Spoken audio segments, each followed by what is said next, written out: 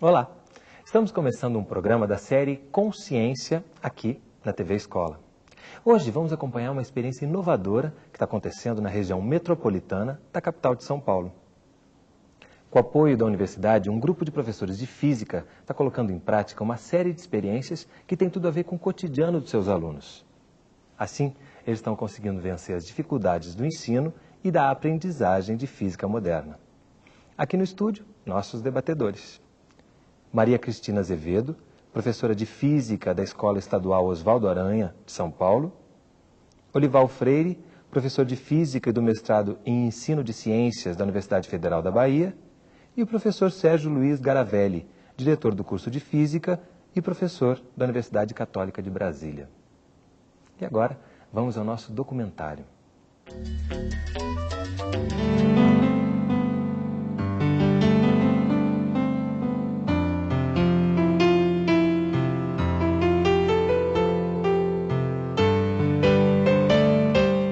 Maio de 1919. Um eclipse solar, observado a partir do céu da cidade de Sobral, no nordeste do Brasil, deixa visíveis estrelas que se escondem atrás do Sol. Fotografado por cientistas britânicos, o fenômeno permite comprovar uma das teses da física moderna: a teoria geral da relatividade de Albert Einstein.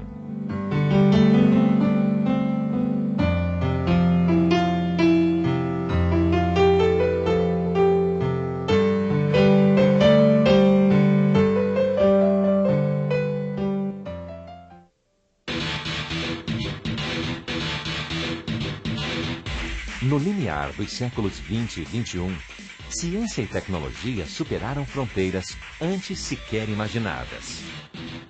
Descobertas e invenções trouxeram para o cotidiano de milhões de pessoas aparelhos e equipamentos que encurtaram distâncias, expandiram os limites do conhecimento e da informação. Tudo isso, porém, trouxe junto um paradoxo. Disputando as atenções dos jovens com milhares de outros atrativos, o ensino de algumas disciplinas parece ter parado no tempo. Física eu não entendo, não é nem que eu não gosto, eu não entendo. Ou seja, não tem como eu gostar ou não gostar de uma coisa que eu não entendo. Porque muitas coisas assim que a gente aprende no colégio, a gente fica pensando, nossa, eu nunca vou usar isso na minha vida.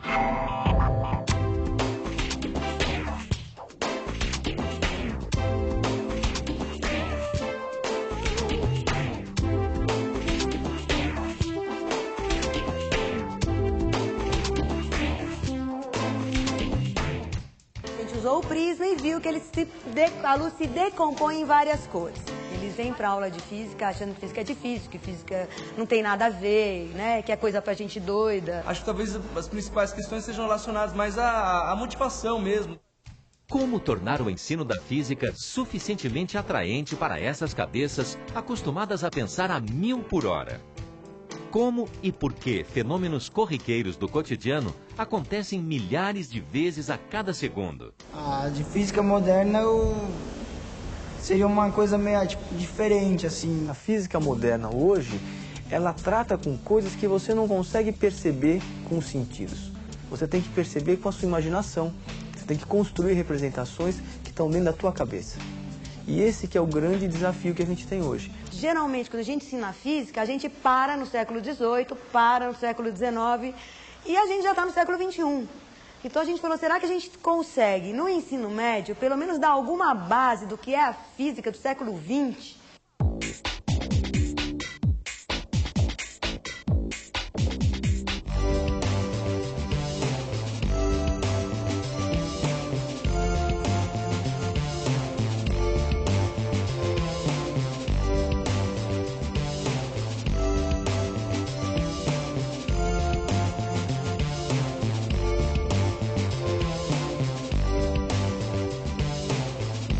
Esse é o desafio que um grupo de professores do ensino médio decidiu enfrentar no projeto da Faculdade de Educação da Universidade de São Paulo. Em vez de a gente se focar nas teorias clássicas e tentar trabalhar a questão da motivação, da inovação nas teorias clássicas, se não seria o caso a gente dar um salto e justamente tentar abarcar as teorias mais modernas. A experiência de estar participando num grupo na universidade nos permite estar sempre revendo as nossas aulas, a nossa prática pedagógica e os assuntos. Eu, por exemplo, estou formada há bastante tempo, então muita coisa disso estava se desenvolvendo enquanto eu estava na faculdade. Nesse ponto, o grupo da USP ajudou muito, porque lá a gente tem uma troca muito grande, a gente aprende muito, né? Senão você também não se sente seguro para introduzir um conteúdo completamente novo, com uma metodologia que já não é muito comum dentro da sala de aula. O nosso grupo ele tenta, a partir da parte experimental, discutir aspectos que aparecem cada vez mais em nosso cotidiano. Na sala de aula, a gente tem feito uma opção menos de continhas, né, menos matemática e mais conceitual. Primeiro, porque é o mais bonito da física, né, ela ir atrás do porquê das coisas. Ó, vocês estão vendo que não é uma coisa complicada, tá? A gente vai usar esse tubinho aqui por uma questão de facilidade. Na verdade, foi como romper uma barreira. Com objetos simples e de baixíssimo custo, eles aprenderam a construir instrumentos que os capacitaram a entender um fenômeno tão atraente como a luz. A descoberta de coisas que você não percebe que existe, mas que na realidade existe, igual ondas eletromagnéticas, luzes, cores. A cor, por exemplo, ela pertence ao mundo do aluno.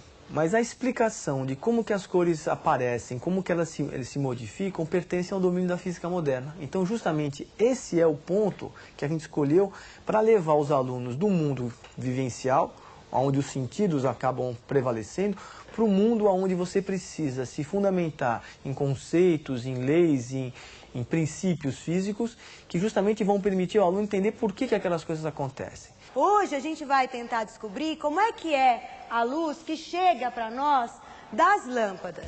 Então o aparelhinho é exatamente esse intermediário para a gente separar as frequências da luz e depois que a gente separar essas frequências poder descobrir que tipo de material que está produzindo aquela luz. O espectroscópio, feito pelos próprios alunos, os estimula ao raciocínio e a compreensão de fenômenos como os comprimentos de ondas, a composição de cores em fontes tão diversas como as lâmpadas e as estrelas. Agora as cores estão juntas, né?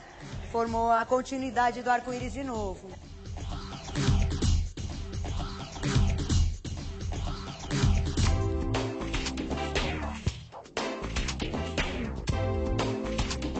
Para cada tipo de elemento químico, ele vai emitir determinadas frequências só. A experiência está sendo posta em prática em 5 escolas públicas de nível médio do estado de São Paulo. A julgar pelos primeiros resultados, tudo leva a crer que um novo caminho começa a ser trilhado no ensino e na aprendizagem da física. Mas isso não é tudo. A troca de experiências entre professores da rede pública e orientadores acadêmicos mostrou-se capaz de revigorar o estímulo de todos.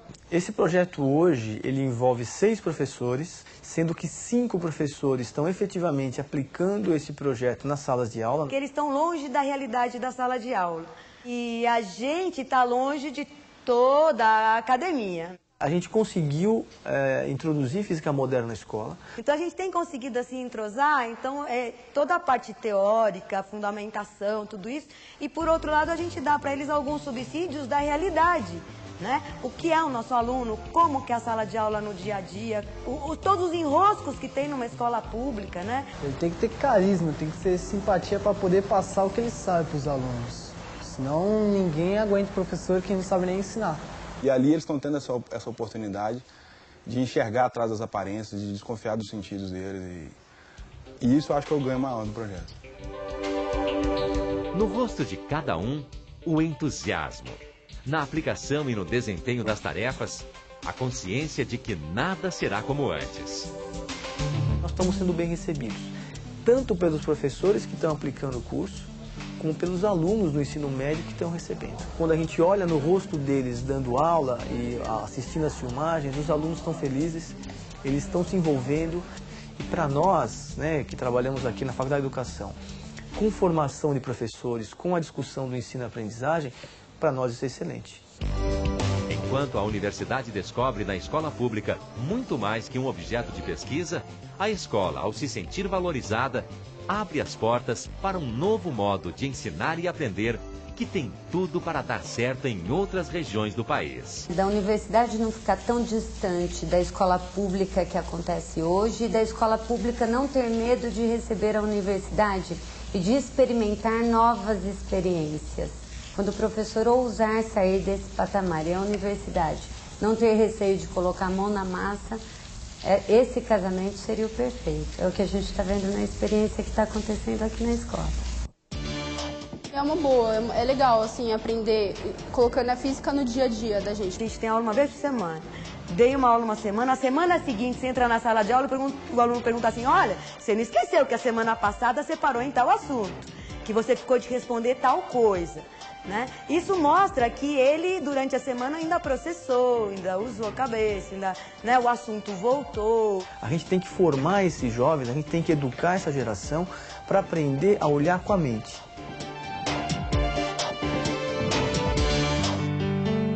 A ciência da natureza pressupõe sempre o homem.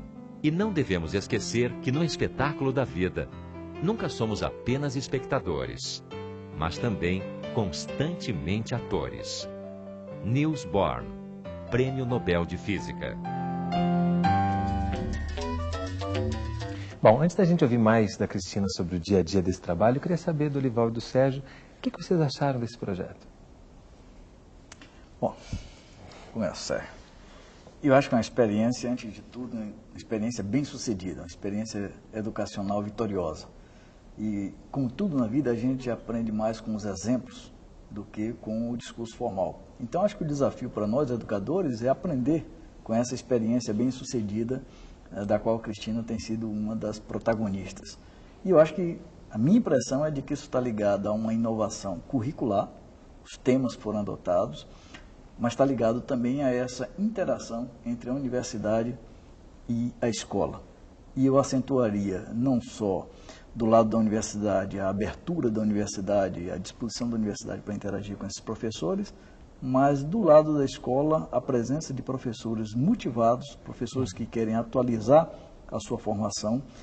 Enfim, eu penso que a experiência nos mostra que se você não tem professores motivados, valorizados, dispostos a mudar a educação, é impossível se pensar em experiências educacionais vitoriosas como essa que nós acabamos de ver. Essa parceria Universidade e Escola de Ensino Médio, a gente vai falar um pouco mais ainda sobre o programa. Eu queria concordar com o professor Olival, que justamente acho que o grande mérito desse projeto é essa parceria, essa troca entre a universidade e a escola. Eu acho que diante disso você tem a possibilidade de ter professores mais motivados, os alunos, e também dentro da universidade você rever até o processo de formação de professores, que eu acho que um dos grandes problemas atuais da universidade é esse. E aí, Cristina? Agora, olhando assim para o vídeo, a gente percebe que é um projeto de sucesso. Mas, nesse percurso, assim, se enfrentou muita resistência? Olha, a gente tem um pouco de resistência porque é muito novo. E o próprio professor, né, não tem o domínio, muitas vezes, do conteúdo profundamente para poder se sentir seguro para explicar.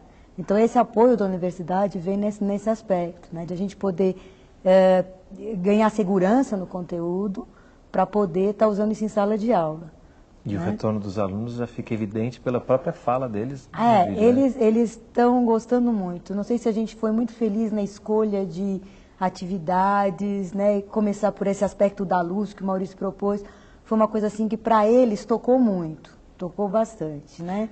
Então eles estão assim animados com a ideia, estão animados. A gente está falando de um novo aluno, por exemplo, essas tecnologias todas, essas informações que vêm de toda parte, estão nos trazendo um novo aluno e colocando, portanto, o desafio de responder a esse aluno inquieto? Se a gente não tomar cuidado, a sala de aula acaba sendo uma coisa muito chata para eles, né? Dada todo o entorno que a gente tem, né? De mídia, de comunicação, de internet, tudo isso que o nosso aluno, mesmo da rede pública hoje, tem muito acesso, né? É uma coisa assim que eles não têm, às vezes, o computador em casa, mas eles têm acesso nas ONGs, eles têm acesso nos centros comunitários, eles têm acesso nos trabalhos.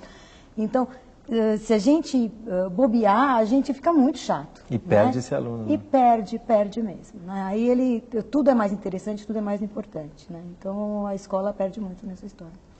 E aí, já que você tocou no assunto da formação dos professores, né? Esse tipo de trabalho está sendo usado também para se preparar melhor professores antes mesmo deles chegarem a uma sala de aula? Eu creio que sim, mas eu creio que o grande desafio hoje da educação é que nós temos que compreender que o professor, ele não pode encerrar a formação no que a gente chama da formação inicial na universidade. A melhor comparação que eu faço hoje é o seguinte: nós já sabíamos há muito tempo que o médico, por exemplo, se ele não se atualizar permanentemente, ele vai ficar completamente esclerosado. Mas nós não sabíamos, algum tempo atrás, que com o professor é a mesma coisa. Então, eu acho que a grande lição, talvez, da educação nos últimos, talvez, 20 anos é essa. O professor tem que ser formado permanentemente. Ainda mais com a velocidade das novas descobertas, exatamente, né? Exatamente. O conhecimento está sempre se ampliando de uma maneira que é preciso acompanhar, né? Exatamente. Bom, no próximo bloco a gente vai ver a questão da física moderna e da física clássica. Em termos de conteúdo do ensino médio, como é que fica isso? Sai daí, a gente volta já.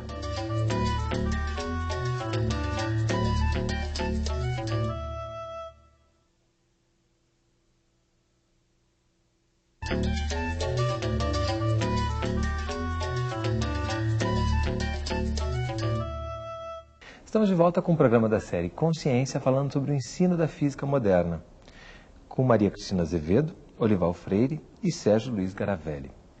Agora, então, vamos entrar um pouco mais na questão da física mesmo, né? Teve um professor que falou do salto da física clássica para a física moderna. Em termos de conteúdo, como é que fica isso? Ambas as físicas são importantes, elas dialogam, elas se contrapõem em algum momento? Como é que a gente pode elucidar essa questão? Eu particularmente acho que as coisas se complementam. Eu viria assim como uma proposta para você acrescentar aos currículos existentes das escolas, e não como um contraponto. Eu acho que é possível você ensinar física clássica e também física moderna. E como é que a gente pode, por exemplo, explicar para, por exemplo, uma pessoa essa diferença conceitual entre o que é moderno e o que é clássico em termos de física? Olha, em termos históricos é relativamente fácil, porque o que nós chamamos de física moderna e contemporânea é a física que foi criada, digamos aí, entre 1900 e 1925. É uma física que estuda átomos e interação de átomos com a luz, de um lado, e a física que mudou as propriedades do espaço-tempo, de maneira muito sintética. Grosso modo, são duas grandes teorias, teoria quântica e teoria da relatividade. Agora, eu acho que um bom modo de apresentar essa distinção é falar que a experiência pedagógica que o Maurício, a Cristina e essa equipe de São Paulo têm conduzido, eles fizeram uma bela escolha, porque eles escolheram um tema, a luz, que atravessa toda a física clássica e chega até a física moderna.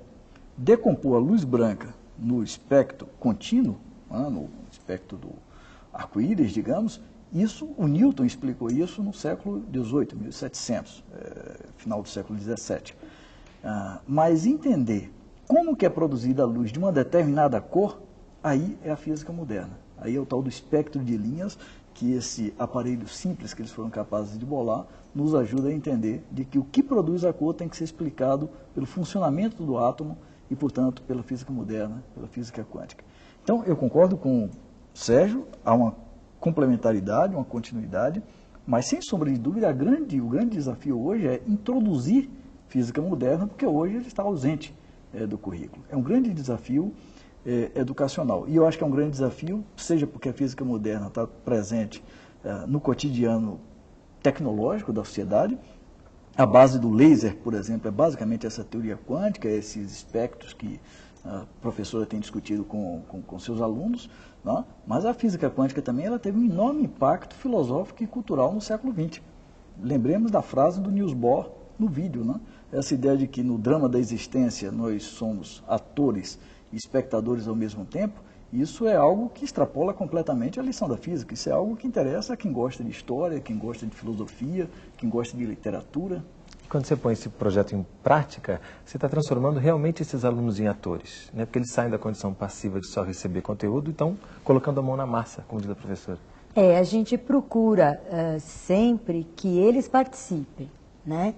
Tanto na parte prática, quer dizer, de certo modo o vídeo privilegiou um pouquinho essa parte experimental que a gente faz.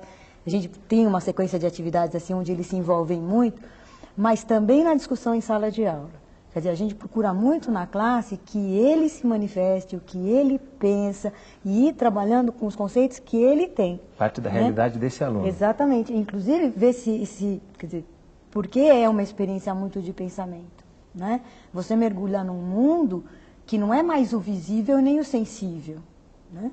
O professor falou, quer dizer, a luz você vê, agora o que está por trás você não vê, né? A explicação está muito mais profunda. Então, quer dizer, o aluno começar a relacionar isso, exige dele uma imaginação, um verbalizar essa imaginação, né, uma conceituação toda, que a gente procura desenvolver na sala de aula. E junto também com o ensino das contas, dos cálculos, que é imprescindível para esse conhecimento geral de física? A gente tem procurado utilizar onde ele realmente é necessário, né? A gente esbarra num problema de domínio da linguagem matemática para o aluno. E, por outro lado, a gente também tem percebido que, quando o aluno se preocupa só com resolver a conta, a gente não tem certeza se ele entendeu o que ele fez. Então, muitas vezes, a gente tem assim, um aluno, ele sabe calcular direitinho, agora, o resultado para ele não tem significado nenhum. Ele não sabe o que significa aquilo que ele chegou. Né? E aí aquele valor, aquela coisa. O que quer dizer isso? Aí ele não sabe dizer. Então, para mim, ele não aprendeu a física. Ele soube resolver uma equação matemática, ou soube resolver um probleminha matemático. Então, a gente tem procurado que, onde é necessário o cálculo, a gente coloca o cálculo. Mas que ele realmente entenda isso. Que ele realmente saiba o porquê e saiba entender o resultado. Não adianta ele dar um número que não tem significado. Senão a gente ouve o que a menina falou, que eu não posso gostar de uma coisa que eu não entendo. Né? Quando a gente está falando de ensino médio, a gente sempre pensa também em vestibular. Né? Nesse sentido, essa experiência ajuda a um conhecimento que possa ser aplicado num concurso vestibular? Eu acho que ajuda. Porém, grande parte dos vestibulares das universidades importantes, não abordam esse tipo de conteúdo. Então, eu vejo isso até como um problema, porque normalmente o que a gente observa nos vestibulares são questões relacionadas com a física clássica. Em alguns vestibulares mais avançados, por exemplo, como o da UNB, eles tentam trazer essa física clássica também mais aplicada ao cotidiano, mas muito pouco de física moderna. É quase inexistente o conteúdo de física moderna nos vestibulares. Ou seja, o grande desafio é mudar o vestibular. Esse que é o desafio. Eu acho que nos últimos tempos nós avançamos um pouquinho com a valorização do Enem. Os educadores que comparam os testes do Exame Nacional de Ensino Médio com os exames vestibulares se dão conta de que ali há um outro tipo de cobrança que não é bem o tipo de cobrança que nós temos no vestibular. Ou seja, eu acho que o vestibular hoje, longe de ser uma solução, ele é mais um problema para a educação brasileira do que uma solução para a nossa educação. O que você acha disso, ouvindo, inclusive, que os seus alunos geralmente podem falar sobre o assunto? Alguns deles realmente cobram, isso é matéria que cai em exame, né? Mas a gente procura mostrar que no ensino médio, principalmente na rede pública, com 2 aulas por semana, a gente não consegue realmente cumprir programa para vestibular. Então, a gente já de saída, a gente tem que privilegiar alguns conteúdos. Não dá para a gente querer abranger os conteúdos de um vestibular. Depois, mostrar para eles que, mesmo que não seja um assunto que vá cair na prova, o tipo de pensamento, o tipo de atitude, esse tipo de coisa, vai facilitar ele entender os outros assuntos também. Ajuda de uma geral na hora de encarar a prova. Exatamente, né? de encarar a física para um vestibular. E a gente andou procurando questões, até para poder usar em sala de aula, questões de vestibular que tratassem de física moderna. E realmente é uma raridade. A gente achou algumas no vestibular do ITA, né, de São José dos Campos, e teve uma outra universidade que teve um colega que achou também, não sei se foi a Universidade da Bahia ou não. Isso. Acho que foi na da Bahia, exatamente, que caiu alguma coisa. Já é um esforço nesse sentido. Na Federal da Bahia, que caiu algumas questões nesse aspecto, quer dizer, abordando alguns conteúdos relacionados realmente à física moderna, né? A cama de grande maioria. Não tem, né? O projeto, então, a gente pode esperar que ele seja um motivador nesse sentido que você apontou, né? Que é preciso mudar lá na frente também para se ter uma coerência maior desse ensino, né? Eu diria, adicionalmente, que hoje nós temos um descompasso entre um documento governamental, que são os parâmetros curriculares nacionais, né, que devem orientar o conteúdo curricular do ensino médio, e o que é cobrado nos vestibulares. Todos os educadores sabem que são duas realidades que não se comunicam. O que se propõe nos PCNs e o que é cobrado no vestibular. Por isso que eu digo que o vestibular hoje, longe de ser uma solução, ele é um problema a ser enfrentado para a melhoria da educação no Brasil. E tendo isso como pano de fundo, como é que a gente pode pensar na formação de professores para também auxiliar nessa transformação? Bom, eu falo isso muito à vontade porque eu me envolvo fortemente com a formação inicial de professores. Eu sou professor de um curso noturno de licenciatura em Física na Federal da Bahia. E eu acho que aí também nós temos um grande desafio, porque a formação tradicional do professor de Física, aquela que nós recebemos, ela está completamente defasada. Não é à toa que a Cristina disse que a relação com a universidade foi crucial para ela compreender os conteúdos de Física moderna. Porque, usualmente, eu diria que, no caso da Física, os institutos de Física no Brasil sabem muito bem como formar bacharéis em Física, ou seja, o pessoal que vai fazer pesquisa em Física. Mas eles não sabem formar professores de Física. Não são os institutos, nós não sabemos como formar bons professores de Física. É um grande desafio que está colocado diante de nós. Eu acho que até esse projeto, ele dá um caminho para isso, que é justamente aproximar a universidade da escola. Então, não só aproximar professores que estão já lecionando na escola de um pesquisador dentro de uma universidade, mas também seria interessante aproximar mais alunos do curso de licenciatura, alunos que estão fazendo estágio dessas escolas onde estão sendo desenvolvidos esses projetos inovadores. Porque com isso também o aluno da universidade pode ver como é que ele poderia aplicar de uma forma diferente ao que a gente tem visto. Porque no fim, né, professor, o aluno da universidade ele acaba sendo, participando de um processo completamente antigo, né? Quer dizer, a aula que ele tem na universidade, o aluno que vai ser professor de Física, é uma aula como eu tive no meu tempo, né? É giz e lousa, sem discussão, sem aprofundamento de conceitos, sem nada disso. Ele vai sair da sala de aula e vai fazer o que na classe? Ele vai reproduzir aquilo.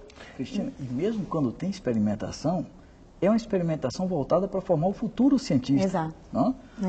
Se eu retomo a comparação com o médico, o estudante de medicina, ele tem contato com a realidade do que vai ser a medicina desde o início, primeiro e segundo ano. Ele vai ter aula de anatomia no primeiro e no segundo ano. Quem não passar pela aula de anatomia desista de medicina. O licenciado em Física, ele vai fazer um estágio no último ano. É verdade. Então, a sua sugestão, Sérgio, é preciso que o licenciado em Física, desde o começo, ele tenha meios de contato com o que é a realidade escolar, o que é a realidade na qual ele vai atuar. Até para ele saber se ele realmente quer ser professor ou não, né? Exatamente. Com isso tudo, a gente pode deduzir, então, que você, como professora, teve uma nova motivação quando chegou esse projeto para trabalhar com seus alunos? Eu acho que sim. Eu acho que sim. Se a gente fica muito tempo... Eu passei por um bom tempo longe da universidade, né? Porque eu me formei, me graduei lá na USP mesmo, e depois passei um tempo só na sala de aula. E o que acontece é que você acaba fossilizando. Então, o contato com a universidade faz a gente repensar, é o que o Josias fala no vídeo, né? Você repensa a sua prática dentro da sala de aula, você repensa o conteúdo que você está estudando, mesmo assuntos que a gente não discute lá efetivamente, quer dizer, a gente está lá para tentar trazer a mecânica quântica para a sala de aula, né? Mesmo outros conteúdos, mesmo os conteúdos clássicos, você para repensar, né? Porque você teve essa oportunidade. E a gente tem outras escolas também aplicando esse projeto já em São Paulo. Você pode me dizer o que é comum entre esses projetos ou também o que aconteceu de divergente entre eles? Não, nosso grupo, todos nós aplicamos, nós discutimos as atividades em conjunto, discutimos a teoria que nós vamos usar, discutimos que tipo de atividade nós vamos fazer em sala de aula. Os participantes de todas as escolas. Todas as escolas, né? Levamos isso para a sala de aula. Lógico que, dados os calendários, os feriados, as festas, as coisas que interferem no processo, sempre tem um que está mais adiantado, o outro mais atrasado, um está um pouco na frente do que o outro. Então, quem está na frente conta para o outro depois o que deu certo, o que não deu certo, vamos corrigir, isso aqui não funcionou. Então, quem fica por último acaba tendo uma versão melhorada. Já aprende com o erro dos outros. É lógico, já chega aprendendo com o erro dos outros. Coisas, por exemplo, que não deu certo comigo, eu só vou poder corrigir o ano que vem, quando eu tiver uma nova turma e aplicar de novo, né? Então, mas a gente procura manter mais ou menos as mesmas coisas. A única coisa que eu acho que ainda é difícil para nós é padronizar a avaliação. A avaliação a gente tem lutado muito para padronizar, por causa das diferenças e também das exigências das escolas, né? A gente tem lutado para padronizar o tipo de avaliação e algumas regras básicas para a gente ter parâmetros de comparação de aprendizagem, né? E a gente viu, já foi falado aqui, que é um acerto começar a partir da experiência do trabalho com a luz. Como é que vocês elegem essas experiências? Como é que vocês percebem o que é mais interessante para esses alunos? Olha, tem sido puro feeling, e eu acho que entra muito da experiência da gente, do conhecer os alunos, né? Geralmente, lógico, as propostas, o Maurício, no caso, traz muita coisa, né, da teoria, do que já foi feito por aí, do que ele conhece do mundo inteiro. Então, às vezes, ele dá caminhos, né? Mas isso normalmente é muito discutido no grupo até a gente selecionar o que vamos realmente fazer. E a gente tem dado razoavelmente certo, né? Tem coisas que a gente já corrigiu o rumo, né? E vai ter que corrigir sempre, né? Mas é interessante, é muito feeling da gente isso. Cristina, eu diria que a escolha pelo tema da luz também não é independente de um aspecto do currículo do Maurício. Eu conheci Maurício fazendo doutorado, ele fez doutorado na França, e Maurício tem uma tese de doutoramento em História da Ótica, portanto da luz, em fins do século XIX. Então, acho que a experiência, mais uma vez, enfatiza a necessidade de nós concebermos a educação como um sistema integrado. Seguramente o que vocês fazem hoje, de alguma forma, recebe os benefícios de uma tese de doutoramento que o Maurício fez há 10 anos atrás no exterior. E de outras também, né, que ele traz material para a gente, subsídios. Mesmo o espectroscópiozinho que a gente usa, me parece que ele foi desenvolvido por uma professora da PUC de São Paulo. Isso. Né? Professora Marisa, se não me engano, que fez uma proposta, aí a gente deu uma adaptada na proposta para usar com o aluno. Pegando esse gancho, é o próprio espectroscópio. Justamente o espectroscópio, a gente vai conhecer um pouco melhor no próximo bloco. Não sai daí, a gente volta já.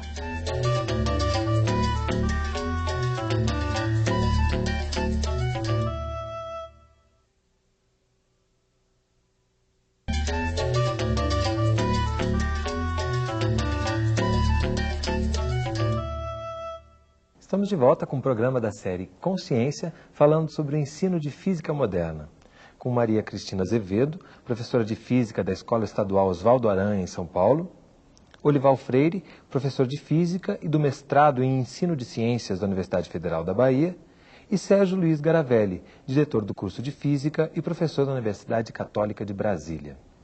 Cristina, você está aí agora com, falar bem devagarinho para acertar, o espectroscópio na sua mão. Queria que você falasse para a gente um pouquinho dele, como ele foi feito, até para que quem está nos assistindo perceba que não é difícil de fazer, né? Não, é um tubo, mas pode ser qualquer tipo de caixinha, caixa de pasta de dente, caixinha de... Tem que ser uma caixinha, né, fechadinha. Por dentro ele é todo preto, então a gente reveste com cartolina preta. Um lado a gente fecha e faz um orifício, nesse caso está com uma fenda, mas pode ser um outro formato. E do outro lado a gente põe um pedacinho de CD, desse CD que se usa para gravação em computador, só que a gente descasca o CD, a gente tira aquela parte prateada do CD, né? Que a gente utiliza as marquinhas que já tem no CD como rede de difração.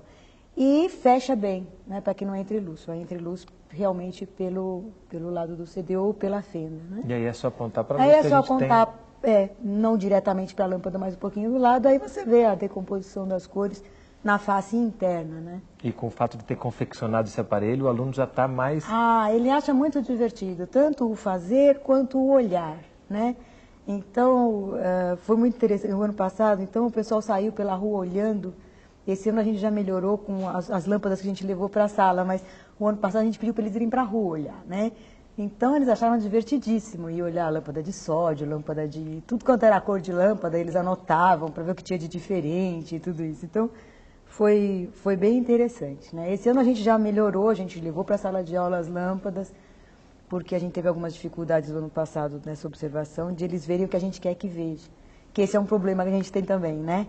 Quer dizer, a gente físico, a gente que já teve formação, a gente sabe o que deve ser enxergado, né? E o aluno, às vezes, não vê aquilo que você queria que ele visse. A gente, falando agora na possibilidade de reproduzir essa experiência em outras escolas de ensino médio por esse Brasil afora, esse é um tipo de experiência. Mas isso pode ser adaptado à realidade de cada escola, né? Eu acho que sim. Porque, inclusive, até na escolha do tema, uma outra equipe poderia escolher começar por um tema diferente, que ele fosse mais familiar, que fosse mais interessante, às vezes, a realidade da escola, a realidade dos alunos, e até no desenvolvimento. Eu acho que o grande mérito desse projeto, talvez, voltando a frisar, né, essa interação da escola com a universidade e a motivação desses professores. Eu acho que uma equipe de professores motivada, que planejam juntos, poderiam aplicar um tipo de experiência semelhante, até desde de conceitos de física moderna, mas também de conceitos de física clássica. E agora, acho que, voltando a falar, o forte aí é justamente a motivação dos professores, o planejamento da ação, que isso é importante, que a gente vê que acontece muito pouco nas escolas em geral. E trazendo a academia para mais perto desse dia a dia, a gente pode estar se aproximando do que se falou aqui no bloco anterior, de trazer essa realidade mais presente no ensino, né? Fazer com que isso já esteja desde lá da universidade, essa importância do cotidiano, né? Essa relação. Você acha que a academia normalmente ela é refratária a esse tipo de coisa? Eu acredito que sim, e é até natural que seja assim. Ela tem uma tendência um pouco conservadora no que diz respeito a como ensinar, né? E alguma coisa que eu acho que a própria academia aprende também é que o que vai ser ensinado na escola pública, bom, na escola média em geral, o chamado currículo, não é algo determinado com rigor científico, é algo que sofre injunções do tempo. Nós estávamos conversando aqui antes do programa, eu tenho um aluno de mestrado na Universidade Federal da Bahia, o CUBER São Paulo, que acaba de defender uma dissertação de mestrado, onde ele nos mostra que os temas de física moderna estavam presentes no ensino de física na década de 40, 50, 60, desapareceu na década de 70, 80 e voltou na década de 90. Então, nós não podemos trabalhar com uma ideia de que existe um programa, um currículo que é absolutamente determinado de antemão. A educação tem que ter uma margem de flexibilidade, e eu volto a dizer, os PCNs sugerem muito essa margem de flexibilidade, porque mesmo na escala micro, na escala de uma sala de aula, a gente programa, quando entra na sala, o que acontece nem sempre é exatamente aquilo que a gente programou. E ainda mais se a gente pensar no tamanho e na diversidade desse país. Isso, né? Que cada região cada cidade tem uma realidade, exatamente, que é importante estar atento a ela, né? Talvez com um pouco de ousadia mesmo de um grupo de professores, de um professor individual, dele ter a coragem de deixar um pouco aquele esquema tradicional que está pronto na maioria dos livros didáticos, da forma como ele talvez fez no ensino médio, e começar uma nova metodologia, um novo caminho. Eu acho que dá o pontapé inicial nesse projeto. Talvez, né? O que falta um pouco é isso, um pouco de ousadia, de não se prender tanto aos currículos tradicionais. Eu não queria fazer publicidade, eu sei que não pode fazer publicidade aqui, mas eu queria dizer que programas como esse, Renato, Consciência, vão contribuir enormemente para um componente fundamental para a transformação da educação, que eu acho que é algo que está na base da experiência bem-sucedida da Cristina, que é o seguinte: valorizar, professor valorizado, educação valorizada. Todos nós estamos muito felizes por estarmos aqui, podendo falar para o Brasil inteiro, discutir a nossa experiência, aquela experiência que a gente está acostumado a discutir com 30, 40 alunos em sala de aula. Então, eu acho que a chave é um pouco o que está acontecendo aqui. é valorizar a educação, valorizar o professor. O professor valorizado, ele interage com a universidade, ele é inovador, ele busca novas soluções. Agora, professor desvalorizado, educação desvalorizada, aí você pode botar um programa mais bem arrumadinho do mundo, não funciona. Como não tem funcionado até hoje em muitas áreas e muitas escolas no Brasil. Eu acho que a gente tem que voltar a despertar sonhos. Isso. Sonho nos professores, sonho nos alunos, sonho que você pode acreditar num sonho, que você pode fazer um trabalho diferenciado. Que seu trabalho às vezes é único, que seu trabalho pode motivar, pode transformar a vida de muita gente, de muitos alunos. Eu acho que esse é uma grande motivação. Falando agora um pouco da experiência, vocês registraram em vídeo essa experiência? Nós temos... tem um rapaz que está fazendo mestrado, o professor Maurício, e que está usando a sala de aula, né, para retirar dados para a tese dele. Então, ele tem registrado, assim, toda a sequência de aulas, né? Ele tem filmado todas as aulas de uma classe, a sequência completa de aulas, né?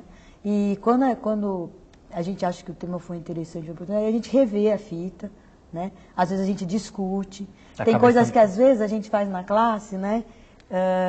Porque, lógico, a gente tem que ter aquele... o tempo é o da sala de aula, é o que o professor falou, né? Por mais que esteja planejada na sua cabeça a aula, aparece uma pergunta que você não tinha pensado, né? E quando você abre para o aluno pensar e para ele poder falar... Isso acontece com muito mais frequência, né? Sem dúvida, né? Então, às vezes a gente volta, inclusive às vezes eu falo para ele, eu preciso rever, porque eu preciso pegar aquela sequência de perguntas que apareceu na classe, porque numa apareceu, às vezes na outra sala não aparece. Então, aí você deve, né, instigar o aluno para ele pensar também. Então, a gente usa muito esse tipo de coisa. E quando não dá, porque a gente está pensando em Brasil, né? A gente tem uma situação privilegiada de ter o rapaz do mestrado que está com uma câmera filmando a aula. Mas antes, a gente registrava muito em gravador cassete. Bota o gravador lá na sala de aula e grava. Fica mais difícil, porque o áudio não é muito bom. Mas dá para a gente tirar muita informação. Dá para a gente rever a própria aula, que eu acho que isso para o professor é fundamental. Falando em rever a própria aula, teve um aluno no vídeo que disse que um professor precisa ter carisma, né? O que você acha que está por trás da fala desse rapaz? Olha, eu acho que o que eles veem muito é a comunicação. Eu vejo muitos alunos falarem assim, eles percebem quando a gente gosta do que faz, né? Eles comentam isso com a gente, né? Mesmo que eles tenham essas dificuldades que eles comentaram no vídeo com física, né? Eles percebem que você está comprometido, que você está se esforçando para que ele entenda, né? E que os está ouvindo, sobretudo, que está ouvindo, que está dando chance de ele falar, até para ele falar não sei, não estou conseguindo entender. Então, o que eu percebo nele, talvez é que ele tenha colocado isso como carisma, seja isso, essa disposição de estar realmente voltado um pouco mais para o aluno. E nesse sentido, o não gostar acaba sendo um estímulo a mais até, né? Para você conseguir se superar e trazer, resgatar aquele aluno, né? Não, e é interessante às vezes perceber que eles não gostam, né? Porque eles associam física com conta, associam física com um monte de coisa de gente doida. Com coisa de gente doida, é verdade. Né? Mas eles gostam de determinados assuntos, né? E vêm e trazem pergunta, e às vezes trazem coisas assim de fora. Mesmo que às vezes seja uma pergunta assim que ele quer uma resposta imediata, né? Eu às vezes falo, vocês têm que aprender a ir mais fundo. A gente não pode se contentar com respostas pequenas, né? E física a gente tem que procurar, né? O porquê das coisas, como você colocou no vídeo, né? Então, mas eles trazem perguntas, eles trazem coisas assim que às vezes até foge um pouco do assunto, assim, mas é interessante contemplar também, né? Sem dúvida. E especialmente o que você colocou ali, que eles estão atentos à própria sequência das aulas, né? Eles cobram, bom, a gente parou aqui, agora vamos em frente, né? Não, esse para mim foi uma experiência muito gratificante, porque mostrou que aquilo virou um problema para o aluno, né? Porque a física tem alguns problemas, inclusive problemas dessas mudanças conceituais, dessas mudanças teóricas, que foram um problema dentro da história da ciência. E que a gente acha, às vezes, que isso é importante colocar para o aluno. O legal é quando o aluno se apropria desse problema, né? Na hora que ele se apropria, o problema passa a ser dele. Então, aí ele quer resposta. Aí ele quer resposta. Entendeu? Então, isso é muito gostoso. E esse ano eu tive algumas experiências dessas, assim, de realmente passar uma semana, eu entrar na sala, Lógico que a gente já sabia o que ia fazer e tudo, mas ela chegava assim, você não esqueceu que tal pergunta ficou para ser respondida. Isso foi muito gostoso. Eu acho que isso aí é um dos méritos desse projeto, que é exatamente valorizar a parte fenomenológica, que é o que a gente vê muito pouco nas escolas em geral. Porque quando você fala muito de física tradicional, não é só porque a física é clássica, mas a forma de abordagem. Então, talvez se dá muito valor a uma conta, a um resultado numérico, e o cerne da questão mesmo, que é a parte fenomenológica, não é abordada com a profundidade, com o tempo que é necessário e com as discussões que são necessárias. Essas discussões que vão ter aprofundamentos, que vão surgir discussões, que vão surgir dúvidas, que aí é que vai fazer com que se caminhe, com que se aprofunde no assunto. Quando você fala a parte fenomenológica, você está se referindo a aspectos do cotidiano que estão presentes em todo momento? Também.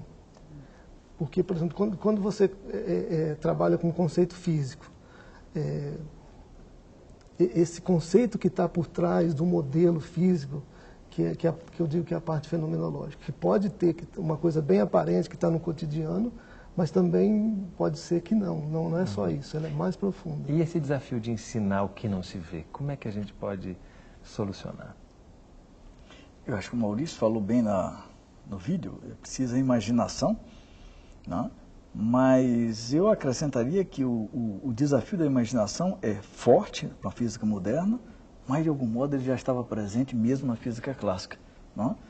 Nós temos conceitos na física clássica, o que é o conceito de trabalho na física clássica, que é muito distinto do que é trabalho. Basta dizer o seguinte, nós estamos aqui há alguns minutos, do ponto de vista da física clássica, nós não estamos trabalhando, não há trabalho, nós sabemos que nós estamos trabalhando. Então, mesmo a física clássica requer imaginação. A ideia de que ciência, de que física não combina com imaginação, essa ideia sim requer uma ideia sem imaginação. E no dia a dia você acha que esse cotidiano, né, você sair para as ruas com os alunos, isso tudo vai aproximando e vai possibilitando que essa imaginação fique mais apurada? Eles vão descobrindo, é o que a Daniela fala na fita, né? São coisas que eles não veem, né? Eles começam a perceber a existência de coisas que eles não veem. E de explicações, e que as explicações não precisam estar no palpável, né? Que a gente pode ter boas coisas. Inclusive a não permanência na ciência. Eu acho que isso é fundamental, que a gente tem trabalhado com essas mudanças de conceito e de modelo, eles perceberem que a ciência não é uma coisa fechada, que é uma ideia que se passa muito no ensino médio, né? Tá pronto, tá fechado, tem um bloco aqui, acabou, você tem que aprender a isso e fim de papo. Não se esbarra nas questões de fronteira, nas questões de dúvidas, né? A gente tem textos que a gente trabalha com os alunos, onde mostra que os grandes cientistas tiveram grandes dúvidas, né? Eles faziam as coisas, né? O próprio Planck fala, né? Eu atirei para um lado e acertei uma coisa muito maior do que o que ele tinha previsto de início, né? Então, a gente abrir a cabeça do aluno nesse aspecto, né? De que as coisas não são fechadas, prontas, que ele pode crescer, voar, né? E a cabecinha dele pode voar bastante, né? Eu acho que a Cristina tocou num ponto que é fundamental, que eu acho que é importante que as pessoas leigas, digamos assim, física, ou o estudante, entenda, né? Ou pelo menos pare para pensar nisso. A física é composta de modelos. E esses modelos funcionam em determinadas circunstâncias, em coisas bem limitadas. Então, aquele modelo tenta explicar algum fenômeno que está acontecendo na natureza. Mas não significa que a natureza é daquele jeito. Exatamente. Inclusive, você pode ter modelos diferentes que explicam a mesma coisa. Não é? Nós fizemos uma atividade com eles muito interessante, que era uma caixinha preta, que tinha umas barrinhas lá que se mexiam e tal, e que eles tinham que adivinhar o que tinha dentro da caixinha, né? Propor um mecanismo que tivesse lá dentro. Então eles imaginaram. Aí o problema deles era, vamos abrir a caixinha.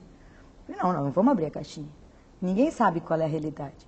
Então um propôs fazer, o outro não sei o quê. Discutiram muito o que estaria dentro da caixinha. E eu falo para eles, é isso que é a física. Nós temos uma realidade e a gente propõe e a gente não sabe o que tem dentro da caixinha preta. A gente está tentando chegar perto, né? Está funcionando? Ótimo, fica aqui. Não funcionou mais? Espera aí, a caixinha tem um barulhinho diferente, então aquela minha ideia não funciona. Então, vamos tentar uma outra explicação. Não, junto com aquele mecanismo tem que ter mais tal coisa.